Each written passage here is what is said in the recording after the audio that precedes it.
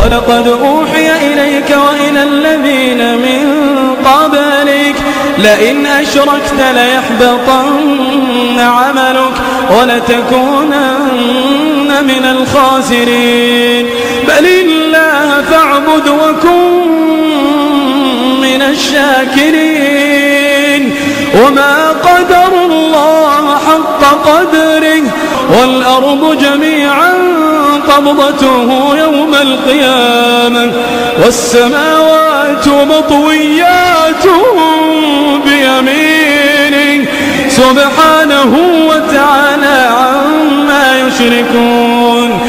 اور اے پیغمبر، تمہاری طرف اور ان پیغمبروں کی طرف جو تم سے پہلے ہو چکے ہیں یہی وہی بھیجی گئی ہے کہ اگر تم نے شرک کیا تو تمہارے اعمال برباد ہو جائیں گے اور تم نقصان اٹھانے والوں میں ہو جاؤ گے، بلکہ اللہ ہی کی عبادت کرو اور شکر گزاروں میں رہو۔ اور انہوں نے اللہ کی قدر شناسی جیسی کرنی چاہیے تھی نہیں کی۔ اور قیامت کے دن تمام زمین اس کی مٹھی میں ہوگی اور آسمان اس کے داہنے ہاتھ میں لپٹے ہوئے ہوں گے، اور وہ ان لوگوں کے شرک سے پاک ہے، بلند و برتر ہے۔ فإن خير الحديث كتاب الله وخير الهدي هدي محمد صلى الله عليه وسلم وشر الأمور محدثاتها وكل محدثة بدعة وكل بدعة ضلالة وكل ضلالة في النار۔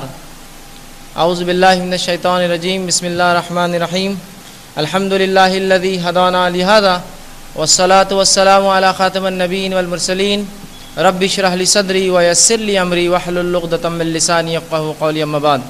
وقال عز وجل في القرآن المجيد، أعوذ بالله من الشيطان الرجيم، بسم الله الرحمن الرحيم، قل هو الله أحد الله الصمد لم يلد ولم يولد ولم يكن له كفوا أحد۔ وقال إنه من يشرك بالله فقد حرم الله عليه الجنة ومأواه النار وما للظالمين من أنصار۔ وقال النبي صلى الله عليه وسلم لا تشرك بالله شيئا وإن قتلت أو حرقت، رواه احمد وهو صحیح۔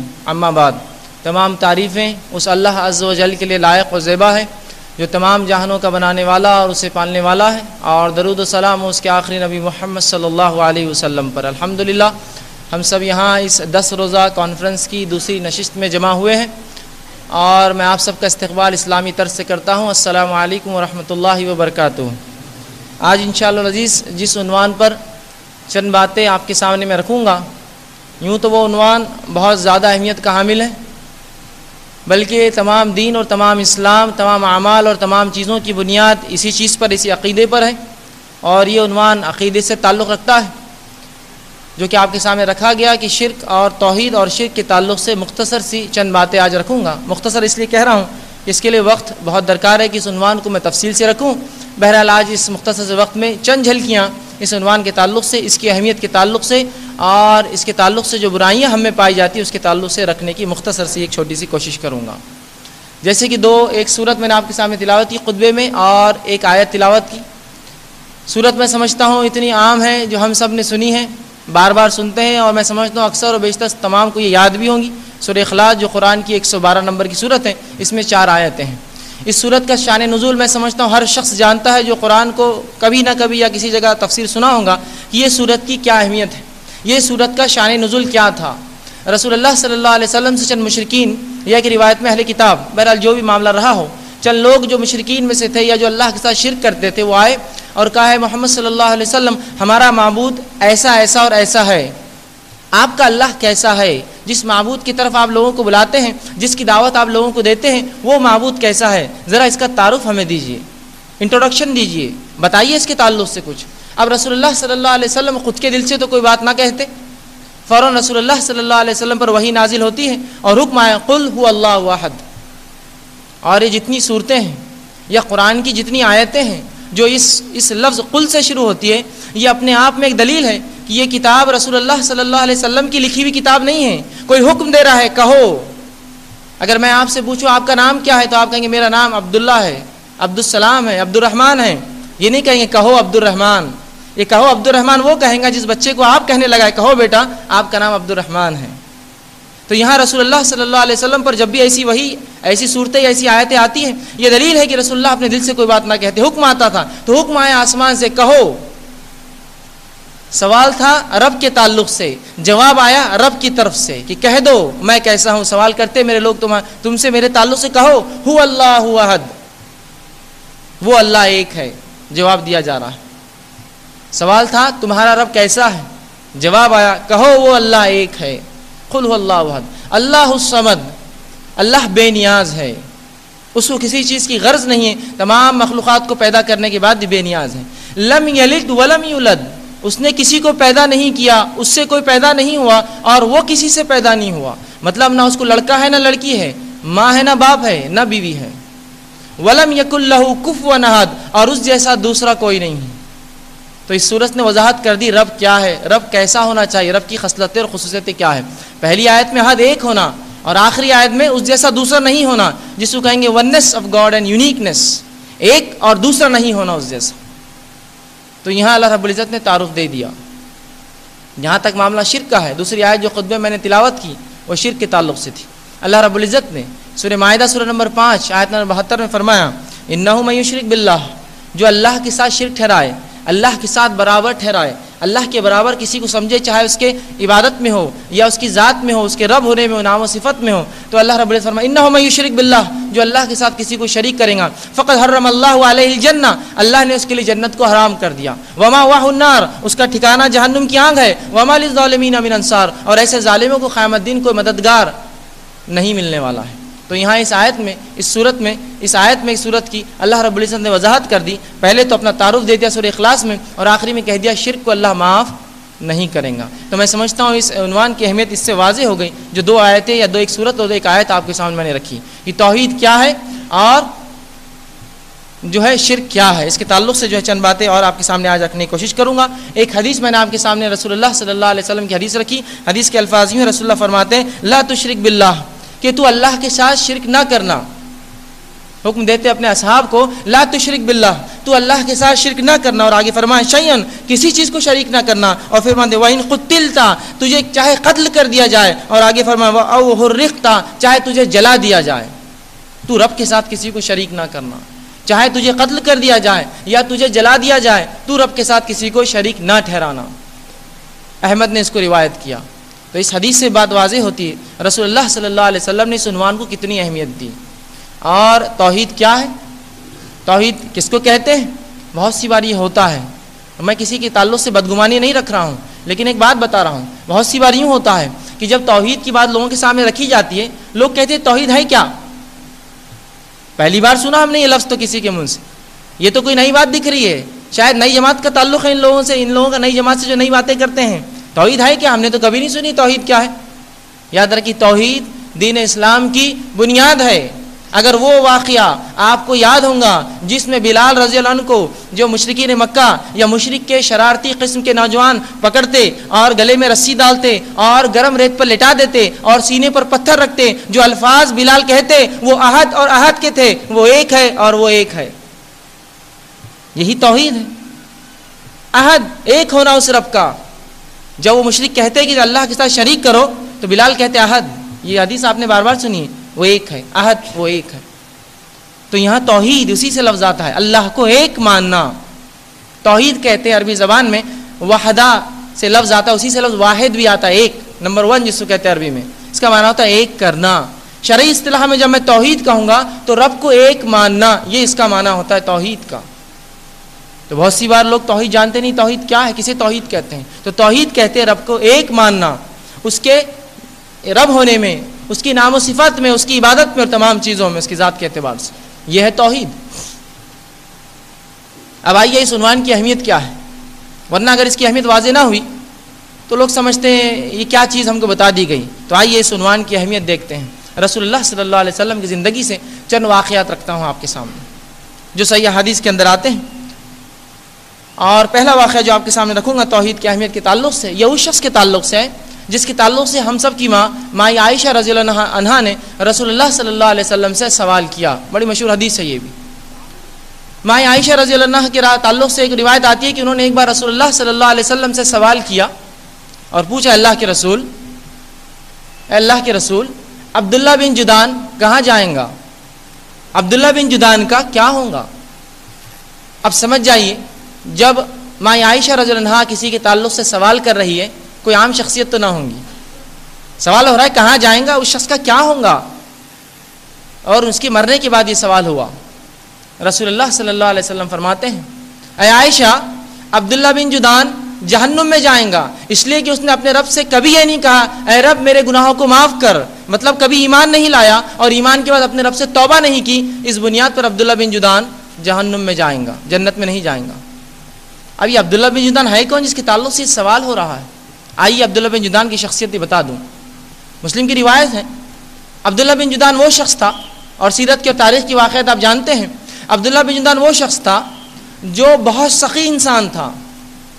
یہ مکے میں آنے والے ہر شخص کو پانی پلاتا، ہر آنے والے حاجی کو تحفے میں بکریاں دیتا، اور یہ روز غریبوں کو مسکینوں کو کھانا کھلاتا، ننگوں کو کپڑے پہناتا، اور اس کے کھانے کھلانے کے تعلق سے اتنی بات مشہور تھی کہ مسلم کی روایت میں رسول اللہ صلی اللہ علیہ وسلم کے تعلق سے حدیث میں آتا ہے کہ آپ صلی اللہ علیہ وسلم گرمی کی تپش سے بچنے کے لیے ظہر کی نماز کے بعد اس دیگ کے آڑ میں، اس کے دیگ کے سائے میں لیٹتے اور بیٹھتے، جس دیگ میں یہ لوگوں کو کھانا بنا کر روز کھلاتا۔ یہ وہ شخص تھا کہ جو لوگوں کو کھانا کھلاتا، اتنی بڑی دیگ تھی جس کے آڑ میں ایک انسان سو سکتا تھا، تو رسول اللہ اس دیگ سے آڑ لگا کر بیٹھتے یا اس کے سائے میں آرام فرمایا کرتے تھے۔ اس دیگ میں عبداللہ بن جدعان روز لوگوں کو کھانا پکا کر کھلایا کرتا تھا۔ یہ اس کی سخاوت کا حال ہے۔ اسی طرح شام میں ایک بار سوکھا پڑا تو عبداللہ بن جدعان نے 1000 اونٹ مال سے لدے شام بھیجے تاکہ ان لوگوں کی مدد ہو۔ 1000 اونٹ تصور کرنا مشکل ہے، 1000 گائے تصور کیجیے، کبھی اس کا ریوڑ دیکھیے جب چلتا ہے، اور صرف گائے نہیں، گائے پہ مال لدا ہو، تو 1000 اونٹ مال سے لدے اس نے جو ہے تقسیم کر دیے، لوگوں کو دے دی۔ یہ اس کی سخاوت کا حال ہے۔ یہ مال خرچ کرتا ہے، اور یاد رکھیے مال خرچ کرنا یہی سب سے مشکل کام ہے ایک انسان کے لیے۔ مال خرچ کرنا کسی بھی راہ میں ایک انسان کے لیے سب سے مشکل کام ہے، اور بالخصوص اللہ کی راہ میں یا دوسروں کے لیے۔ رسول اللہ صلی اللہ علیہ وسلم کے تعلق سے آتا ہے کہ بہت سی بار یوں ہوا کہ جب جنگوں کا معاملہ آیا، رسول اللہ کو تعاون کی ضرورت محسوس ہوئی، تو آپ صلی اللہ علیہ وسلم نے لوگوں کے سامنے اپنا گریبان اٹھایا اور کہا کون ہے جو اس میں ڈالیں گا، کیونکہ لوگ مال خرچ نہیں کرتے آسانی سے، تو اللہ کے نبی کو بھی پھیلانا پڑا اپنا دامن، کون ہے جو اس کے لیے مال خرچ کرے۔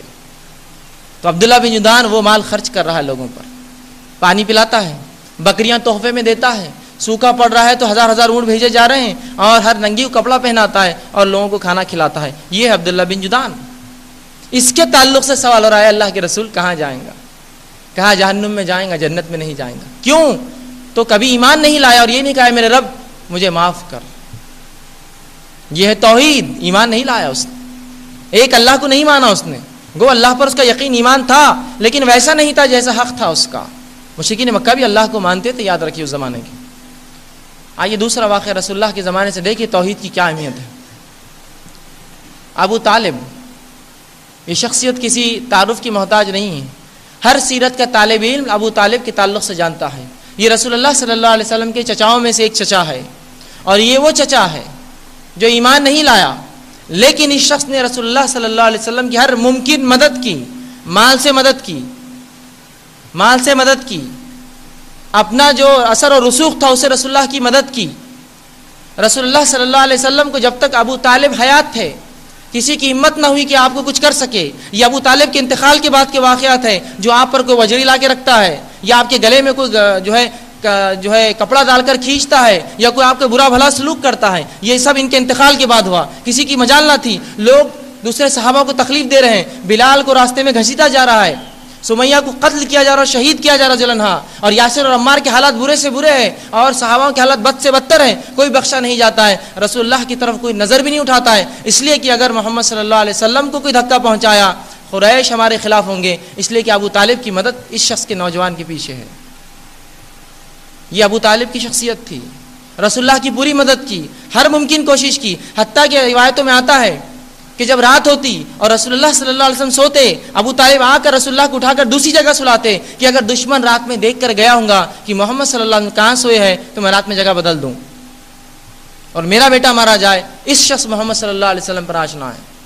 یہ ہے ابو طالب۔ انتقال کا وقت آتا ہے، رسول اللہ صلی اللہ علیہ وسلم جا کر بیٹھتے ہیں، چچا ایمان لا لو، بالکل آخری وقت کی بات، چچا ایمان لا لو۔ تو کہا اے میرے بھتیجے میں ایمان نہیں لا سکتا. لوگ کہیں گے ابو طالب آخری وقت میں اپنے آبا و اجداد کے دین سے پھر گیا. تو کہا چچا تمہیں شرم آتی ہے کہنے سے؟ میرے کان میں کہہ دو خاموشی سے, میں سفارش کروں گا قیامت کے روز. تو کہا نہیں میں یہ نہیں کر سکتا ہوں, اور اسی پر اس شخص کا انتقال ہو گیا ابو طالب کا. رسول اللہ صلی اللہ علیہ وسلم آیت نازل ہوتی اِنَّكَ لَن تَهْدِيَ مَنْ أَحْبَبْتَ وَلَكِنَّ اللَّهَ يَهْدِي مَن يَشَاءُ. اے محمد جس کو تم چاہو ہدایت نہیں دے سکتے, اللہ جس کو چاہتا ہے ہدایت دیتا ہے. ابو طالب کا انتقال ہو گیا. صحابہ نے پوچھا اللہ کے رسول ابو طالب کا کیا ہوگا؟ انتقال کر گیا. تو رسول اللہ صلی اللہ علیہ وسلم نے فرمایا ابو طالب کو جہنم کا سب سے ہلکا عذاب دیا جائے گا. جنت سے نہیں, جہنم سے نہیں بچ سکتا وہ بھی. سب سے ہلکا عذاب دیا جائے گا. عذاب یہ ہوگا کہ ابو طالب کے ٹخنوں تک جہنم کی آگ ہوں گی, ڈبایا جائیں گا, جوتیاں پہنائی جائیں گی کہ روایت میں ہے, اور لیکن اس کی تپش اتنی زیادہ ہوں گی کہ اس کا بھیجا سر میں کھولتا رہے گا. یہ سب سے ہلکا عذاب ہے, اور ابو طالب یہ سمجھیں گے یہ عذاب سب سے زیادہ ہے. یہ سب سے ہلکا عذاب ابو طالب. لیکن جنت کبھی نہیں یاد رکھی. کیوں؟ توحید, ایمان نہیں لائے. یہ ہے توحید کی اہمیت. یہ جنت اور جہنم کا فرق کرتی ہے یہ چیز. آئیے تیسرا واقعہ. ایک ایسی شخصیت جو آپ نے بار بار سنا, ابو جہل. ہر سیرت کے طالب ابو جہل کا نام جانتا ہے کہ اس نے کیا نہیں ظلم کیے, کیا نہیں کیا. اس کا نام ابو جہل نہیں تھا, یاد رکھیے. اسے کسی بیٹے کا نام جہل نہیں تھا. ابو جہل تو اس لیے کہا گیا کہ ایمان نہیں لایا, جہالت کو اختیار کیا. اس کا اصل نام تھا, جس نام سے مشہور اور معروف تھا, اس کا نام تھا ابو الحکم, حکمتوں کا باپ. یہ اتنا حکیم اور دانا تھا کہ قریش کے تمام معاملات پورے دنیا سے ہی سنبھالتا. پورے جتنے بھی جو ان کے انٹرنیشنل جو ہوتے ہیں ڈپلومیٹک ٹریٹی جس کو کہیں گے, لوگوں سے ملنا, ممالک میں جانا, بادشاہوں سے تعلق قائم کرنا, ابو جہل کرتا. لوگ اسے ابو الحکم کہتے ہیں. لیکن ایمان آیا, ایمان نہیں لایا تو سب سے عقل مند آدمی بھی سب سے بیوقوف کہلایا, اور ابو جہل قیامت تک سب بولتے رہیں گے اس کو. کیوں؟ تو اس نے ایمان آنے کے بعد ایمان نہیں لایا. سب سے جاہل آدمی ہے پھر وہ جو ایمان نہ لائے. تعجب کی بات ہے نا, اتنا ہوشیار اور ایمان نہ لائے, عجیب بات ہے. تو ابو جہل کہلایا ابو الحکم کے بدلے. تو یہ توحید ہے جس نے یہ فرق کیا. چوتھا واقعہ ابو لہب. ابو لہب کو کون نہیں جانتا ہے؟ رسول اللہ صلی اللہ علیہ وسلم کا دوسرا چچا ہے. یہ وہ چچاؤں میں سے جو ایمان نہیں لایا لیکن سخت تھا اسلام کے خلاف. ابو طالب نرم تھے, اسلام خلاف کبھی کام نہیں کیا, اور حمزہ رضی اللہ عنہ تو ایمان لا لیے. یہ تکلیف دیتا رسول اللہ کو, اور اتنا گورا چٹا تھا, اس سے کسی بیٹے کے نام لہب نہیں تھا, یاد رکھیں. ابو لہب کیوں کہتے ہیں اس کو؟ اس لیے کہ یہ اتنا خوبصورت تھا کہ جب ہنستا یا غصے میں آتا تو لال ہو جاتا انگار کی طرح. تو ابو لہب کہلایا, انگار کا باپ, گورا چٹا ایک دم. لیکن اس کے تعلق سے پوری صورت اتر گئی, جہنم میں جائیں گا یہ بھی, اس لیے کہ ایمان نہیں آیا رسول اللہ پر. لیکن ابو جہل کے برخلاف ادھر بلال ہے, بلال بن رباح جو غلام ہے. ابو طالب, ابو لہب کا نسل دیکھیے, بہت اعلیٰ نسل سے رسول اللہ کا چچا ہے, یاد رکھیے. خاندانی اعتبار سے بہت اونچا خاندان ہے اس کا. رسول اللہ فرماتے میرے خاندان میں آدم سے لے کر آج تک کسی نے زنا نہیں کیا, سب سے بہترین خاندان ہے رسول اللہ کا نسب. تو یہ اس خاندان کی اولاد ہے ابو لہب, اور یہ اس کا نسب ہے. دکھنے میں گورا چٹا ہے, قریش کا سردار ہے, آزاد انسان ہے. اس کے برخلاف بلال ہے جو انتہائی کالے ہے دکھنے میں. روایتوں میں آتا ہے موٹے موٹے ہونٹ ہے, اور یہ جو ہے ہڈی نکلی ہوئی اور بالکل یہاں کوئی گوشت نہیں ہے. یہ ہے بلال, کالے انتہائی درجے سے. یہاں بلال جنت کی خوشخبری سن رہے رسول اللہ سے, وہاں ابو طالب کو جہنم کی وعید آ رہی ہے. حالانکہ وہ نسلاً اونچا ہے, اس کا مقام اونچا ہے, وہ ایک آزاد ہے, گورا چٹا ہے. یہاں جو ہے بلال کوئی عطا پتہ نہیں کون کیا ہے, کہاں سے لائے گئے, کہاں سے خرید و فروخت ہوئی ان کی, نہ کوئی نسل ہے, نہ کوئی رنگت ہے, نہ کوئی مالک ہے بلکہ غلام ہے. لیکن بلال کو جنت کی بشارت دی جا رہی ہے. ابو لہب جہنم میں جا رہا ہے. کس بنیاد پر؟ توحید. توحید بنیاد ہے اس کی. اسی طرح آئیے ایک اور واقعہ سن لیجیے توحید کی اہمیت کے تعلق سے. رسول اللہ صلی اللہ علیہ وسلم کے زمانے کا ایک واقعہ ہے. آپ صلی اللہ علیہ وسلم ایک مورکے پہ تھے, یا جو ہے ایک جگہ نکلے تھے, ایک غزوے میں تھے. بہرحال جب وہاں سے نکلے ایک جگہ سے, ایک مقام پر جا کر آپ رکے, تو ایک چرواہا جو جانوروں کو چرا رہا تھا آیا اور دیکھا جب کچھ لوگ آ رہے ہیں. ایک محمد صلی اللہ علیہ وسلم کوئی شخص ہے جو نبی کہتا ہے, آیا اور کہا کہ تم کون ہو؟ تو کہا میں محمد صلی اللہ علیہ وسلم ہوں. کہا کس مقصد سے یہاں آنا ہوا تمہارا؟ تو کہا فلاں فلاں لوگوں نے ہم سے جنگ کی, میں اس کے تعلق سے اپنے دفاع کے لیے آیا ہوں. تو کہا اچھا اس لیے آئے ہو, کیا دعوت ہے تمہاری, کیا کہتے ہو؟ تو کہا میں کہتا ہوں کہ اللہ کے سوا کوئی معبود نہیں اور میں اس کا رسول ہوں. تو کہا اچھا دعوت تو بڑی اچھی ہے تمہاری. اگر میں اس کو قبول کر لوں تو قبول کرنا چاہوں تو کہا شہادتین دے دو، گواہی دے دو، اشہد ان لا الہ الا اللہ و اشہد ان محمدن عبدہ رسولہ، معاملہ ختم ہوا. تو کہا میں گواہی دیتا ہوں کہ اللہ کے سوا کوئی معبود نہیں اور آپ اس کے رسول ہیں، یہ گواہی دے دیا. کہا اب کیا کرنا ہوگا؟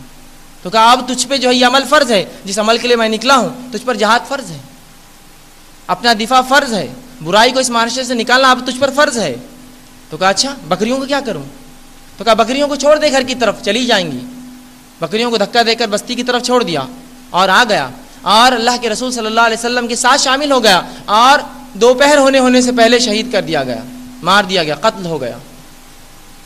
صحابہ کچھ جو اس کو دیکھ رہے تھے، ڈر تھا کہیں کوئی پتہ نہیں دشمن تو نہیں ہے یا مغوی، اس طرح سے سوچ رہے تھے. وہ اس کے پیچھے تھے، دیکھ رہے تھے کیا کرتا ہے. جب شہید کر دیا گیا تو صحابہ اللہ کے رسول کے پاس آ، اللہ کے رسول، وہ نوجوان جو ایمان لایا تھا شہید کر دیا گیا. رسول اللہ صلی اللہ علیہ وسلم فرمایا قسم ہے اس ذات کی جس کے ہاتھ میں محمد صلی اللہ علیہ وسلم کی جان ہے، میں نے اس کو جو ہے جنت کے اندر بیٹھا ہوا دیکھا ہوں. قسم ہے اس ذات کی جس کے ہاتھ میں محمد صلی اللہ علیہ وسلم کی جان ہے، اس کو میں نے جنت میں بیٹھا ہوا دیکھا ہوں. اور ایک روایت میں نے اس کو جنت میں 72 حوروں کے ساتھ دیکھا ہوں. سوال یہ ہے، یہاں ابو طالب ہے، ابو لہب ہے، ابو جہل ہے، یہ عبداللہ بن جدان ہے، یہ تمام جہنم میں جا رہے ہیں ان کے اعمال کے باوجود، ان کے نسل رنگت اور تمام چیزوں کے باوجود. اور یہاں بلال ہے اور یہ چرواہ ہے، اس چرواہ نے تو کوئی عمل ہی نہیں کیا، ابھی ایمان لایا فجر کے بعد، زہر سے پہلے مار دیا گیا، لیکن جنت میں جا رہا ہے. لیکن وہیں یہ لوگ بقیہ لوگ جہنم میں جا رہے ہیں. وہ کیا چیز تھی جس نے اس چرواہے کو بنا عمل کے جنت میں لے گیا؟ وہ یہ تھا کہ وہ ایمان لایا تھا، توحید پر تھا. یہ اصل ہے، یاد رکھیے. تو یہ ہے توحید، یہ ہے توحید اور یہ ہے اس کی اہمیت کہ یہ جنت اور جہنم کا فرق ہے. یاد رکھیے توحید فرق ہے. توحید جنت ہے اور شرک جہنم ہے، جس کو میں کہوں گا ایک عام زبان میں. تو یہ ہے توحید اور اس کی اہمیت. شرک کی قباحت انشاءاللہ اس کے بعد رکھوں گا کہ شرک کیا ہے. بہرحال تو یہ توحید ہے اور یہ توحید کی اہمیت میں سمجھتا ہوں ہم سب جانتے ہیں. رسول اللہ صلی اللہ علیہ وسلم نے جو کلمہ جس کو ہم شہادت کہتے ہیں یا کلمہ کہتے ہیں، گواہی کہتے ہیں، جس کو ہم مسجدوں میں چاٹ ہوتا ہے، اسلام کے 5 بنیادی فرائض، توحید یا جو ہے شہادت جس کو کہتے ہیں، نماز، روزہ، زکوٰۃ اور حج، یہ 5 فرائض ہیں. اس میں سب سے پہلا فرض کیا ہے؟ توحید یا شہادت جس کو کہتے ہیں، ایک اللہ کو ماننا. یہ سب سے بنیادی فرض ہے ہم پر. اور کلمہ جو ہم پڑھتے ہیں وہ کیا ہے؟ لا الہ الا اللہ محمد رسول. یہی کلمہ ہے نا جو ہم پڑھتے ہیں. لا الہ الا اللہ پڑھنا آسان ہے، یاد رکھیے. لا الہ الا اللہ پڑھنا آسان ہے، لیکن جب یہ کلمہ ہم پڑھتے ہیں اس کے ساتھ چند تقاضے ہوتے ہیں. چند تقاضے لاتا ہے یہ ساتھ، فری نہیں ملتا یہ کلمہ، یہ تقاضے لاتا ہے. ہم کلمہ بآسانی سے پڑھتے ہیں، اس کے تقاضے ہمارے ذہنوں میں نہیں ہیں، نکال چکے اپنے ذہنوں سے ہم تقاضے. ہم سمجھتے ہیں کلمہ طیبہ پڑھ کر، توحید کا یہ کلمہ کی گواہی دے کر اب من چاہے جو چاہے کرو، بس تمام گناہ معاف ہو گئے. نہیں، یہ کلمہ پڑھنے والا گواہی دیتا ہے، ایک ایگریمنٹ کرتا ہے، اے اللہ فلاں کام کروں گا. اب یہاں سے معاملہ شروع ہوا. اب آپ کہیں گے میں نے تو صرف کلمہ پڑھا، میں نے کہا یہ اور یہ اور یہ کروں گا. اب ایک مثال دے کر بات سمجھاتا ہوں. مثال بات کو واضح کرتی ہے. ایک شخص کا نکاح ہوا. نکاح کی مثال اس لیے دے رہا ہوں کہ عام چیز ہے اور سب جانتے ہیں، سب سنتے ہیں، سب دیکھتے ہیں. کسی کا نکاح ہوا تو اسے کیا قبول کیا جاتا ہے، کیا کروایا جاتا ہے قبول؟ بس وہ چھوٹی سی ایک گواہی دیتا ہے جو ایجاب و قبول جس کو کہتے ہیں کہ میں اب گواہی دیتا ہوں ان دونوں فلاں فلاں فلاں فلاں شہادت سے اور یوں روبرو حاضران مجلس کے بدلے اس مہر کے اور فلاں ہو گیا کہ میں نے اس کو قبول کیا ہے. کچھ لوگ زور سے بولتے ہیں، کچھ لوگ ہلو بولتے ہیں. بہرحال پھر وہ پوچھتے ایک بار، ایک سے زیادہ بار، 2 بار، 3 بار پوچھتے ہیں تو یہ گواہی دیتا ہے. سوال یہ ہے اگر وہ شخص پھر نکاح کر لے، اس کے بعد اس بیوی کا اخراجات نہ اٹھائے تو لوگ کہیں گے تو نے اخراجات کیوں نہیں اٹھایا؟ تو کہیں گا میں نے صرف قبول اس کو بولا تھا، اخراجات کو تھوڑی کہا تھا اس کے. تو آپ کہیں گے صرف اس کو قبول ہے بولنا، اس کے اخراجات بھی تجھ پر، اس کی عزت آبرو کی حفاظت تجھ پر، اس کی پیدا ہونے اولاد کی ذمہ داری تجھ پر. اب تمام ذمہ داری اس کی تجھ پر آ گئی. ایک قبول نے سب کچھ لاگو کر دیا. لیکن یہ بولتے کہاں ہم کہ میں قبول کرتا ہوں اس کے اخراجات، میں قبول کرتا ہوں اس کی اولاد، میں قبول کرتا ہوں اس کے لباس. کہاں کہتے ہیں ہم؟ تو کچھ چیزیں ایسی ہوتی ہے، ایک لفظ باقی چیزوں کو تقاضے اس کے ساتھ لے کر آتا ہے. تو جب میں نے کہا لا الہ الا اللہ تو یہ صرف کہنا نہیں ہے، تقاضے اس کے ساتھ آ گئے میرے سامنے. اس کے تقاضے ساتھ آئے. اس کے وہ کیا ہے کہ اب تمام زندگی اس ایک اللہ کے جو ہے اوپر عبادت، اسی کی عبادت کروں، اسی کی بندگی کروں اور اسی کے اوپر میرا خاتمہ ہو کہ میں ایک اللہ پر ایمان رکھتا ہوں. اب یہ تقاضے ساتھ لائے. لیکن ہم کلمہ تو آسانی سے کہہ دیتے ہیں، اس کے تقاضے ہم مکمل بھول چکے ہیں. اور میں افسوس کے ساتھ کہوں گا ابو جہل ہم سے زیادہ اس کلمے کے تقاضے جانتا تھا. آپ کہیں گے یہ تو عجیب، آپ ہم کو ذلیل کر رہے ہیں. ذلیل نہیں کر رہا ہوں، یاد رکھیے میں سچ کہہ رہا ہوں. مشرکین مکہ اس کلمے کے تقاضے ہم سے زیادہ جانتے تھے. اسی لیے تو جب رسول اللہ نے ترمذی کی روایت فرمایا قولوا لا الہ الا اللہ تفلحون تملک العرب والعجم، کہ تو کہہ دے کہ اللہ کے سوا کوئی معبود برحق نہیں تو عرب تو تمہارا ہی ہے، عجم تمہارا ہو جائے گا. انہوں نے کہا یہ نہیں کہہ سکتے ہم، چونکہ وہ جانتے تھے لا الہ الا اللہ ایک کلمہ نہیں ہے، تقاضے لاتا ہے. اور تقاضے یہ کہ جب لا الہ الا اللہ کہوں گا 360 معبودوں کو چھوڑ کر ایک اللہ کو ماننا ہے. اے محمد یہ نہیں ہونے والا ہم سے. آج کا مسلمان کلمہ تو پڑھے تھا لا الہ الا اللہ، لیکن لا الہ الا اللہ کا اقرار کرنے کے بعد تمام قسم کے شرک کرتا ہے. تو اسی لیے میں نے کہا مشرکین مکہ ہم سے زیادہ اس کے تقاضے جانتے تھے. ان کو پتا تھا یہ کلمے کے تقاضے ہیں، صرف پڑھنا کافی نہیں ہے، اس پہ عمل ہے. اسی لیے تو کہتے تھے نہیں کہہ سکتے یہ ہم، ورنہ لا الہ الا اللہ تفلحون کتنا آسان ہے، کہہ دو لا الہ الا اللہ فلاح پا جاؤں، کامیاب ہو جاؤں. نہیں کہا کہ تو تقاضے جانتے تھے اس کلمے کے. ان کو معلوم تھا یہ کلمہ کیا کیا لاتا ہے، ایک اللہ کو ماننا، اس نبی کی اطاعت اور پھر اس کتاب کے اوپر عمل، وہ جانتا تھا. آج کا مسلمان لا الہ الا اللہ کہہ دیتا ہے، کوئی تقاضے پہ عمل نہیں ہے اس کے، بلکہ لا الہ الا اللہ کہنے کے بعد تو شرک میں وہ اور ملوث ہوتا ہے، اللہ کی توحید کے برخلاف کام کرتا ہے. اسی لیے میں نے کہا کہ وہ ہم سے زیادہ اس کا تقاضا جانتے تھے، اس کلمے کا، کلمہ توحید کا. اسی لیے انہوں نے لا الہ الا اللہ کہنا پسند نہیں کیا. اور عربوں میں خصوصیت تھی کہ وہ اپنے وعدے کی خلاف ورزی کبھی نہیں کرتے تھے. تو اگر کہہ دیتا ایک بار لا الہ تو اس کو معلوم اب تو خلاف ورزی نہیں ہوگی اس چیز کی. تو انہوں نے نہیں کہا لا الہ الا اللہ. پہلے ہم اس میں نفی کرتے ہیں، انکار کرتے تمام معبودوں کا، پھر اقرار کرتے الا اللہ، ایک اللہ کا. پہلے انکار پھر اقرار. مسلمان آج کا کلمے کا تو اقرار کر لیتا ہے اور بعد میں سب اس کلمے کا انکاری عمل کرتا ہے. یہاں توحید کا اقرار کر لیا لا الہ الا اللہ، لیکن وہاں شرک بھی چالو ہے. توحید کا لا الہ الا اللہ، پھر فلاں چیز بھی چالو ہے. پھر کہا لا الہ الا اللہ، پھر اللہ کے علاوہ کوئی اور دیتا ہے یہ بھی سوچتا ہے. پھر کہتا ہے لا الہ الا اللہ، پھر یہ سوچتا ہے اللہ کے علاوہ کوئی زندگی اور موت، اچھائی اور برائی کا دینے والا بھی ہے، اچھائی کو دینے برائی کو ہٹانے والا ہے، فلاں اور فلاں اور فلاں اولاد کا، اور تمام یہ چیزیں اس کی بات کرتا ہے. عجیب معاملہ ہے. تو اس کلمے کو سمجھیے، اس کے تقاضوں کو جانیے، یہ کلمہ کیا تقاضے ہم پر لاتا ہے. انشاءاللہ عزیز مختصر سی چند باتیں اس کلمے کے تعلق سے آپ کے سامنے میں رکھنے کی کوشش کروں گا. آئیے رسول اللہ صلی اللہ علیہ وسلم کی زندگی سے ایک اور واقعہ سنیے اس کی اہمیت کے تعلق سے. رسول اللہ صلی اللہ علیہ وسلم ایک کسی صحابی کا انتقال ہوتا ہے. آپ صلی اللہ علیہ وسلم اس انتقال میں جاتے ہیں اور ابھی خبر کھد رہی تھی. رسول اللہ اس مٹی پر بیٹھ جاتے ہیں. آپ کے ہاتھ میں ایک ٹہنی تھی. آپ اس ٹہنی کو آپ نے لیا اور کچھ زمین پر اس مٹی میں بنانے لگے. صحابہ غور سے دیکھنے لگے رسول اللہ صلی اللہ علیہ وسلم کیا کر رہے ہیں. جب رسول اللہ نے اپنی ٹہنی رکھ دی تو جب دیکھا تو آپ صلی اللہ علیہ وسلم نے ایک سیدھی لکیر بنائی اور دائیں اور بائیں جانب سیدھے اور الٹے ہاتھ اور چند لکیریں بنائیں اور کہا یہ سیدھی لکیر جو میں نے بنائی ہے یہ میرا راستہ ہے، اور دائیں اور بائیں جانب سیدھے اور الٹے ہاتھ کی طرف جو چیزیں بنائی ہیں یہ جو ہے یہ لکیریں جو جہنم میں جاتی ہے، اور یہ سیدھے جو لکیر ہے یہ میرا راستہ صراط مستقیم ہے، اور دائیں بائیں جانب جانے والی لکیریں یہ ہر لکیر پر ایک شیطان بیٹھا ہے جو انسان کو صراط مستقیم سے بہکاتا ہے بھٹکاتا ہے. صحابہ نے کہا اللہ کے رسول ہم لوگ یہ سمجھتے ہیں نا اسلام قبول کر لی مطلب سب کچھ، اب تھوڑی ہم بہک سکتے ہیں. یہاں رسول اللہ فرما رہے ہیں صراط مستقیم پر شیطان ہر موڑ پر ہے، ہر جگہ ہے جو بہکا کر جو ادھر ادھر لے جاتا ہے صراط مستقیم سے. تو کہا اللہ کے رسول بہت سنگین معاملہ ہے، تفصیلات دیجیے، وضاحت کیجیے. کہ اچھا وضاحت چاہتے ہو. رسول اللہ صلی اللہ علیہ وسلم نے سورہ انعام کی آیت نمبر 153 کی تلاوت کی اور کہا وَأَنَّ هَذَا صِرَاطِ مُسْتَقِيمًا فَاتَّبِعُوهُ وَلَا تَتَّبِعُوا السُّبُلَ فَتَفَرَّقَ بِكُمْ عَنْ سَبِيلِهِ وَأَنَّ هَذَا صِرَاطِ مُسْتَقِيمٌ، یہ سیدھا راستہ، یہ سیدھی لکیر میرا راستہ ہے. وَأَنَّ هَذَا صِرَاطِ مُسْتَقِيمٌ، یہ سیدھی لکیر میرا راستہ ہے، صراط مستقیم ہے. فَاتَّبِعُوهُ، تو اے مسلمانوں اے صحابہ اس کی اتباع کرنا. وَلَا تَتَّبِعُوا السُّبُلَ فَتَفَرَّقَ بِكُمْ عَنْ سَبِيلِهِ، اس کے علاوہ کسی کی اتباع نہ کرنا ورنہ سیدھی راہ سے بھٹک جاؤں گے. تو رسول اللہ صلی اللہ علیہ وسلم وضاحت کر دی. چونکہ اکثر کچھ لوگ کہتے ہیں کیا ایک مسلمان مشرک ہو سکتا ہے؟ ہاں ہو سکتا ہے، اس لیے کہ یہاں صراط مستقیم پہ آنے کے بعد شیطان زیادہ بہکاتا ہے. جن قوموں کو ایمان ہی نہیں ملا وہ تو ویسے ہی ملوث ہے گمراہیوں میں. صراط مستقیم پہ جو توحید پر آتے شیطان انہی کو بہکاتا ہے، کیونکہ ان کے پاس ایمان ہے، توحید ہے. توحید کی ایک جو ہے زبردست جو ہے ان کے پاس خزانہ ہے اس چیز کا. بہرحال تو میں سمجھ رہا ہوں ان چیزوں سے، ان واقعات سے اس کی اہمیت سمجھ میں آ گئی.